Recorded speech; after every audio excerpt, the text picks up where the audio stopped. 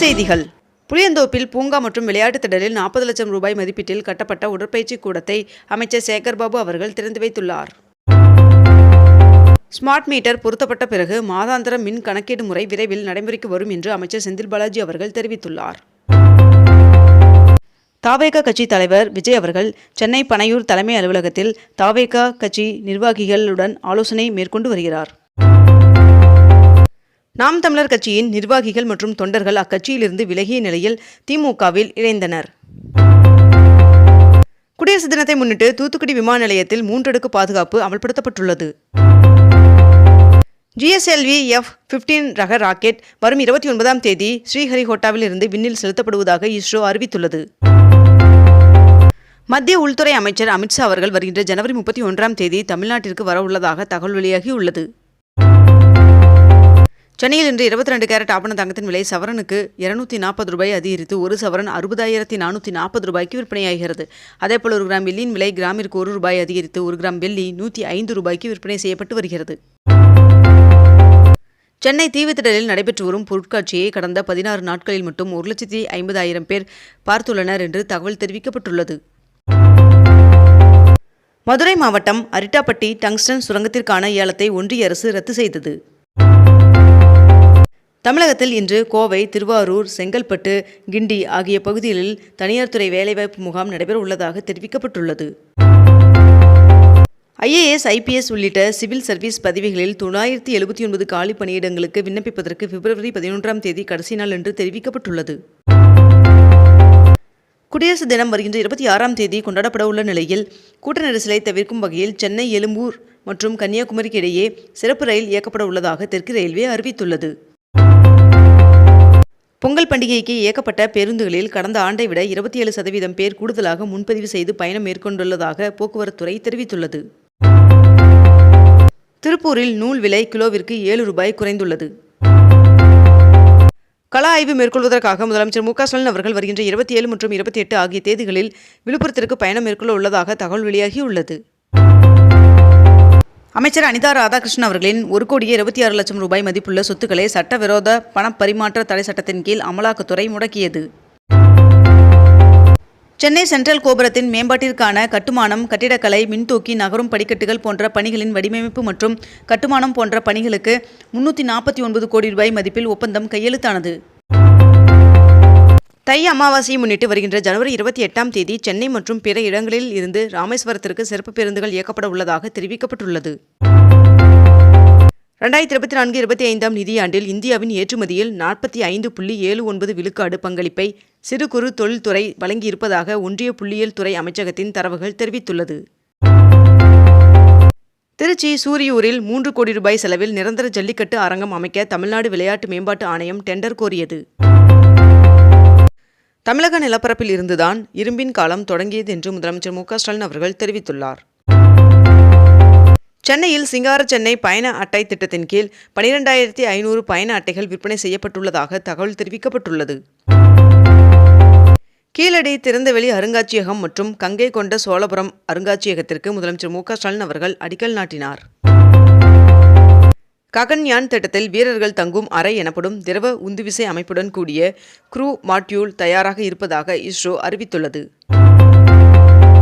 3155 ஆண்டுகளுக்கு முற்பட்ட நெல், உமி, அரிசி ஆகியவற்றை சிவகலை அகழாய்வில் கண்டறியப்பட்டுள்ளன என்று தெரிவிக்கப்பட்டுள்ளது. சென்னையில் வருகின்ற 25ஆம் தேதி குடும்ப அட்டைதாரர்கள் குறைதீர் முகாம் நடைபெற உள்ளதாக உணவுப் பொருள் வழங்கல் துறை அறிவித்துள்ளது. கிண்டியில் உள்ள கிங் நோய் தடுப்பு மருந்து மற்றும் ஆராய்ச்சி நிலையத்தின் மருந்துகள் தர கட்டுப்பாட்டு ஆய்வக மேம்பாட்டிற்காக 12 கோடி ரூபாய் நிதி ஒதுக்கீடு செய்து அரசாணை வெளியிடப்பட்டுள்ளது. நெல்லின் ஈரப்பதம் 22% உயர்த்துவது குறித்து தஞ்சை மாவட்டத்தில் ஒன்றிய அரசு குழுவினர் நேற்று நேரில் ஆய்வு செய்தனர். மேட்டூர் அணைக்கு வரும் நீரின் அளவு வினாடிக்கு 196 கனஅடியிலிருந்து 207 கனஅடியாக அதிகரித்துள்ளது. MBA, MCA படிப்புகளில் சேர்வதற்கு டான்செட் நுழைவுத் தேர்விற்கு நாளை முதல் பிப்ரவரி 21ஆம் தேதி வரை மேற்கண்ட இந்த இணையதளத்தில் விண்ணப்பிக்கலாம் என்று தெரிவிக்கப்பட்டுள்ளது. முதல்வர் மருந்தகத்திற்கு விண்ணப்பித்துள்ள தகுதியான தொழில் முனைவோர் மற்றும் கூட்டுறவு சங்கங்களுக்கு 3 கட்டங்களாக பயிற்சி கொடுக்கப்படும் என்று தெரிவிக்கப்பட்டுள்ளது. தமிழக அரசின் தொழில் முனைவோர் மேம்பாடு மற்றும் புத்தாக்க நிறுவனத்தின் ஒருநாள் பயிற்சி வகுப்பு நடைபெற உள்ளதாக தெரிவிக்கப்பட்டுள்ளது. குடியரசுத் தலைவர் திரௌபதி முர்மு அவர்களை பள்ளிக் கல்வித்துறை அமைச்சர் அன்பில் மகேஷ் அவர்கள் நேரில் சந்தித்து பாரத சாரண சாரணியர் இயக்கத்தின் வைர விழா ஏற்பாடுகள் குறித்து எடுத்துரைத்தார். திருச்செந்தூர் கோவில் கடற்கரை கடல் அரிப்பு தடுப்பு தொடர்பாக தேசிய கடலோர ஆராய்ச்சி மையத்தின் விஞ்ஞானிகள் குழுவினர் நேற்று ஆய்வு மேற்கொண்டனர். திருப்பூர் மாநகராட்சிக்கு 46 கோடியில் புதிய அலுவலகம் கட்ட நிர்வாக அனுமதி வழங்கி அரசாணை வெளியிடப்பட்டுள்ளது. திருப்பதி லட்டு பிரசாத நெய்யில் கலப்படம் கண்டறிய 70 லட்சத்தில் அதிநவீன கருவியை ஜெர்மனியில் இருந்து இறக்குமதி செய்யப்பட்டுள்ளது. ஊட்டி அரசு தாவரவியல் பூங்காவில் 5 நிறங்களில் பூக்கும் கேலா லில்லி மலர் செடிகள் 200 தொட்டிகளில் நடவு செய்யப்பட்டுள்ளது. பழனி முருகன் சுவாமி கோவிலில் தைப்பூச திருவிழாவை முன்னிட்டு பக்தர்கள் மற்றும் பயணிகளின் வசதிக்காக மதுரையிலிருந்து பழனிக்கு சிறப்பு ரயில்கள் இயக்கப்பட உள்ளதாக தெரிவிக்கப்பட்டுள்ளது. ஆளுநர் RN ரவி அவர்களுக்கு எதிராக தமிழ்நாடு அரசு தொடர்ந்த வழக்கின் விசாரணை வருகின்ற பிப்ரவரி 4ஆம் தேதிக்கு ஒத்திவைக்கப்பட்டுள்ளது. திருத்தணி ரயில் நிலையத்திலிருந்து கோவிலுக்கு இயக்கப்படும் விலையில்லா பேருந்து சேவையை பொதுப்பணி மற்றும் நெடுஞ்சாலைத்துறை அமைச்சர் ஏவா வேலு அவர்கள் துவங்கி வைத்துள்ளார். 89 கோடியில் சிவகங்கையில் ஆட்சியர் அலுவலகத்திற்கு புதிய கூடுதல் கட்டடம் கட்டப்படும் என்று முதலமைச்சர் மு க ஸ்டாலின் அவர்கள் தெரிவித்துள்ளார்.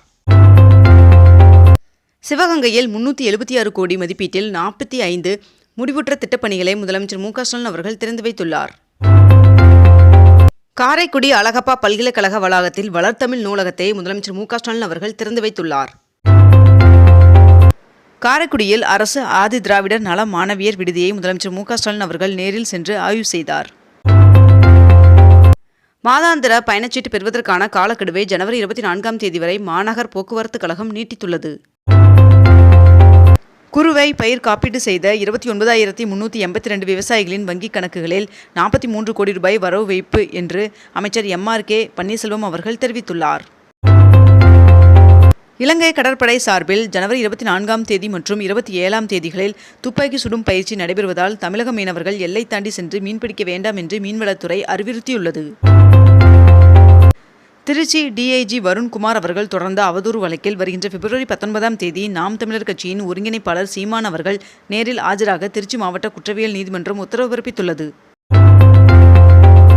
தை அமாவாசை முன்னிட்டு ராமேஸ்வரம் ராமநாத சுவாமி கோவிலில் அதிகாலை 4 மணிக்கு நடை திறக்கப்பட உள்ளதாக தெரிவிக்கப்பட்டுள்ளது. சென்னை பெருநகர் வளர்ச்சி குழுமம் சார்பில் கலைஞர் நூற்றாண்டு பேருந்து முனைய மொபைல் செயலியை அமைச்சர் சேகர்பாபு அவர்கள் தொடங்கி வைத்தார். இத்துடன் இன்றைய தலைப்புச் செய்திகள் நிறைவடைகின்றன. மேலும் இதுபோன்ற அண்மை தகவல்களை உடனுக்குடன் தெரிந்து கொள்ள அக்னிபூ சேனலை சப்ஸ்கிரைப் செய்து கொண்டு தொடர்ந்து இணைந்திருங்கள். நன்றி, வணக்கம்.